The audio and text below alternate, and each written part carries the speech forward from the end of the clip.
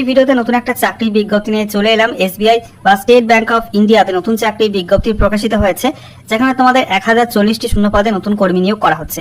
এখানে ছেলে মেয়ে সকলেই তোমরা অ্যাপ্লাই করতে পারবে এবং ভারতীয় নাগরিক হয়ে থাকলে তোমরা অনলাইন মোডে অ্যাপ্লাই করতে পারবে।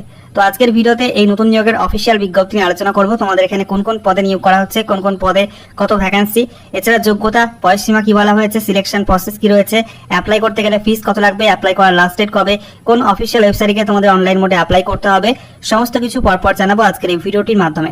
চলো বন্ধুরা, ভিডিওটা শুরু করা যাক। তার আগে তোমাদের সকলকে জানাবো, চাকরি সংক্রান্ত এবং অন্যান্য গুরুত্বপূর্ণ আপডেট পাওয়ার জন্য চ্যানেলটিকে সাবস্ক্রাইব করে নিয়ে পাশে থাকা বেল আইকনে ক্লিক করে অল নোটিফিকেশন অপশনটিকে অন করে রাখবে। লেটেস্ট আপডেট তোমরা সবার প্রথমে পেয়ে যাবে। পুরো অনস্ক্রিন তোমরা দেখতে পাচ্ছ অফিসিয়াল বিজ্ঞপ্তি ওপেন করলাম। দেখো, বিজ্ঞপ্তি প্রকাশিত হয়েছে state bank of India SBI থেকে। এখানে তোমাদের বলা হচ্ছে engagement of specialist cadre officers on contractual basis. Advertisement number তোমাদের এখানে দেওয়া আছে। তো তোমাদের এখানে কিন্তু এসসিও পোস্টে রিক্রুটমেন্ট করা হচ্ছে এসবিআই তে। এবং সেই সঙ্গে দেখো তোমাদের এখানে ফর্ম ফিল আপ ডেট এবং অ্যাপ্লিকেশন ফিস পেমেন্টের ডেটও দেওয়া আছে। বলা হচ্ছে 19/7/2024 থেকে তোমাদের অনলাইন ফর্ম ফিল আপ শুরু হয়ে গেছে। ফর্ম ফিল আপের লাস্ট ডেট 8ই আগস্ট 8/8/2024 তারিখ পর্যন্ত অনলাইন মোডে অ্যাপ্লাই করা যাবে এবং অ্যাপ্লিকেশন ফি জমা করার লাস্ট ডেট কিন্তু ওটাই, ঠিক আছে। এছাড়া দেখো তোমাদের এখানে বলা হয়েছে ব্যাংকের অফিসিয়াল ওয়েবসাইট https://bank.sbi/careers এই অফিসিয়াল ওয়েবসাইটে তোমাদের এখানে অনলাইন মোডে অ্যাপ্লাই করতে হবে, ঠিক আছে। এবারে দেখো তোমাদের এখানে সিরিয়াল নাম্বার, তারপরে পোস্টের নাম, তারপরে vacancy SC ST OBC EWS UR total vacancy, তারপরে তোমাদের পিডব্লিউবিডি, তারপরে দেখো তোমাদের এখানে বয়সসীমা এবং প্লেস অফ পোস্টিং তোমাদের এখানে পরপর মেনশন করা আছে। প্রথম পোস্ট রয়েছে central research team product lead. এখানে তোমাদের রেগুলারে 2টি ভ্যাকেন্সি রয়েছে, ব্যাকলগে ভ্যাকেন্সি নেই। বয়স হতে হবে 30 থেকে 45-এর মধ্যে। 2 number central research team support. এখানে তোমাদের বলা হয়েছে ব্যাকলগে তোমাদের ভ্যাকেন্সি নেই, রেগুলারে 2টি ভ্যাকেন্সি রয়েছে। এখানে বয়সসীমা রয়েছে 25 থেকে 35-এর মধ্যে বয়স হতে হবে। তারপরে 3 number post project development manager technology. এখানে তোমাদের রেগুলার 1টি ভ্যাকেন্সি রয়েছে, বয়স হতে হবে 25 থেকে 40-এর মধ্যে। 4 number post project development manager business. এখানে তোমাদের রেগুলারে 2টি ভ্যাকেন্সি রয়েছে, 30 থেকে 40-এর মধ্যে তোমাদের এখানে বয়স হতে হবে এবং এই সব পোস্টের জন্য কিন্তু পোস্টিং হবে মুম্বাইতে। এছাড়া তোমাদের এখানে বলা হচ্ছে 5 নাম্বার পোস্ট রিলেশনশিপ ম্যানেজার। এখানে তোমাদের বলা হয়েছে ব্যাকলগে 123টা ভ্যাকেন্সি আর রেগুলারে 150টি ভ্যাকেন্সি। 23 থেকে 35-এর মধ্যে বয়স চাওয়া হয়েছে এই পোস্টে। 6 নাম্বার পোস্ট ভিপি ওয়েলথ। এখানে তোমাদের ব্যাকলগে 43টি ভ্যাকেন্সি, রেগুলারে 600টা ভ্যাকেন্সি রয়েছে। 26 থেকে 42-এর মধ্যে বয়স হতে হবে এই পোস্টের জন্য। তারপরে 7 নাম্বার পোস্ট রয়েছে রিলেশনশিপ ম্যানেজার টিম লিড। এখানে তোমাদের ব্যাকলগে 11টা ভ্যাকেন্সি, রেগুলার 21টা ভ্যাকেন্সি। 28 থেকে 42-এর মধ্যে বয়স হতে হবে এই পোস্টের জন্য। এরপর 8 নাম্বার পোস্ট রিজনাল হেড। এখানে ব্যাকলগে 4টি ভ্যাকেন্সি, রেগুলার 2টি ভ্যাকেন্সি, বয়স হতে হবে 35 থেকে 50-এর মধ্যে। 9 নাম্বার পোস্ট ইনভেস্টমেন্ট স্পেশালিস্ট। এখানে রেগুলারে 30টি ভ্যাকেন্সি রয়েছে, বয়স হতে হবে 28 থেকে 42-এর মধ্যে। 10 নাম্বার এবং শেষ পোস্ট ইনভেস্টমেন্ট অফিসার। এখানে ব্যাকলগে 26টা ভ্যাকেন্সি, রেগুলারে 23টা ভ্যাকেন্সি, 28 থেকে 40-এর মধ্যে বয়স হতে হবে। তো এখানে 5 নাম্বার থেকে 10 নাম্বার পর্যন্ত এসব পোস্টের পোস্টিং হবে সার্কেলে, ঠিক আছে, বিভিন্ন সার্কেলে পোস্টিং হবে।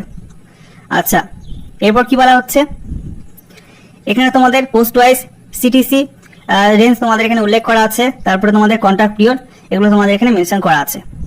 নেক্সট দেখো তোমাদের কোন পোস্টে কি কোয়ালিফিকেশন লাগবে, এক্সপিরিয়েন্স কি লাগবে, জব প্রোফাইল এবং স্পেসিফিক স্কিল কি দরকার এবং কি রেসপন্সিবিলিটি পরপর এখানে উল্লেখ করা আছে। যেখানে তোমাদের প্রথম post central research team product lead. এই পোস্টে বলা হচ্ছে তোমাদের এমবিএ করা থাকতে হবে বা তোমাদের পিজিডিএম বা পিজিডিএমবি করা থাকতে হবে গভর্নমেন্ট রেকগনাইজ ইউনিভার্সিটি বা প্রতিষ্ঠান থেকে, অথবা সিএ বা সিএফএ করা থাকতে হবে। সঙ্গে তোমাদের এখানে এক্সপিরিয়েন্স চাওয়া হয়েছে। তো তোমাদের এখানে শিক্ষাগত যোগ্যতা এবং এক্সপিরিয়েন্স কিন্তু 1/4/2024 এই তারিখ অনুযায়ী হতে হবে, ঠিক আছে।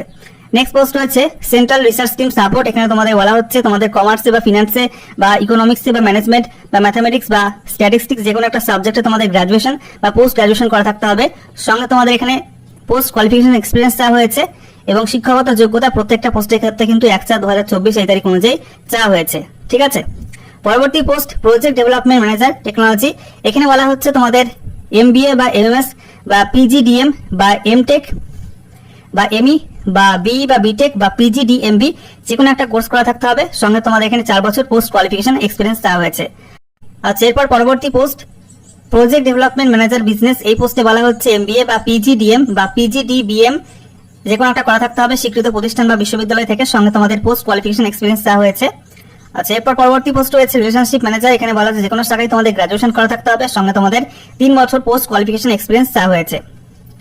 নেক্সট পোস্ট রয়েছে ভিপি ওয়েলথ। এখানে তোমাদের বলা হচ্ছে যে কোনো শাখায় গ্রাজুয়েশন করা থাকতে হবে। সঙ্গে তোমাদের বলা হচ্ছে এমবিএ ব্যাংকিং বা ফিনান্স বা মার্কেটিং নিয়ে করা থাকতে হবে এবং সেখানে তোমাদের 60% মার্কস থাকতে হবে। সঙ্গে তোমাদের পোস্ট কোয়ালিফিকেশন এক্সপিরিয়েন্স চাওয়া হয়েছে। তারপর দেখো 7 number post relationship manager team lead. এখানে তোমাদের যে কোনো শাখায় গ্রাজুয়েশন করা থাকতে হবে, সঙ্গে তোমাদের 8 বছর পোস্ট কোয়ালিফিকেশন এক্সপিরিয়েন্স চাওয়া হয়েছে।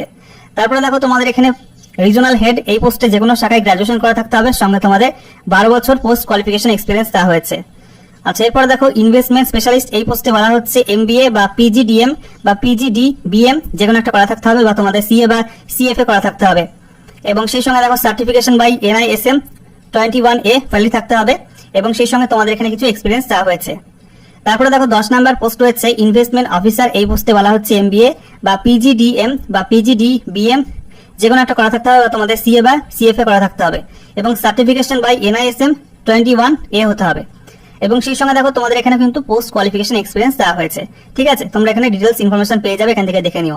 আচ্ছা, এরপরে দেখো তোমাদের সিলেকশন প্রসেস কি হবে। তো বলা হচ্ছে প্রথমে তোমাদের অ্যাপ্লিকেশন ফর্মগুলি শর্টলিস্ট করা হবে, সেখান থেকে তোমাদের ইন্টারভিউতে ডাকা হবে, ইন্টারভিউ কাম CTC নেগোসিয়েশন সেখানে ডাকা হবে, তারপরে তোমাদের মেরিট লিস্টের মাধ্যমে সিলেকশনটা হবে। ঠিক আছে।